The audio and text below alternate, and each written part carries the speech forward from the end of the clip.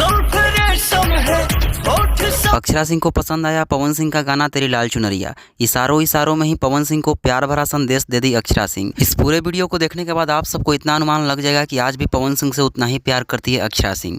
आप सभी को बता दूं कि इस वक्त पावर स्टार पवन सिंह का गाना तेरी लाल चुनरिया जो कि ट्रेंडिंग में अपना छापा छोड़ चुका है और चारों तरफ इसी गाने का कब्जा स्थापित है। चाहे बात इंस्टाग्राम की जाए, फेसबुक की जाए या फिर यूट्यूब की किया जाए, हर जगह पे पवन सिंह का गाना तेरी लाल चुनरिया का क्रेज दिखाई दे रहा है। इसी बीच अक्षरा सिंह अपने इंस्टाग्राम आईडी पे एक रेड लहंगा में एक प्यारी और खूबसूरत तस्वीर को पोस्ट करती है और उस तस्वीर पे लाल चुनरिया से जुड़ा सॉन्ग ही होता है।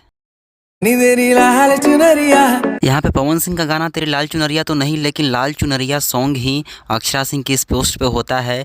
लाल चुनरिया से रिलेटेड सॉन्ग ही, तो आप सब यहाँ पे अक्षरा सिंह का इशारा समझ सकते हैं कि कहाँ पे यह इशारा दर्शाया जाए। और कमेंट बॉक्स में फैंस के द्वारा यह भी लिखा जाता है कि ये सॉन्ग को लगाने का मतलब क्या है, आप सब समझ सकते हैं।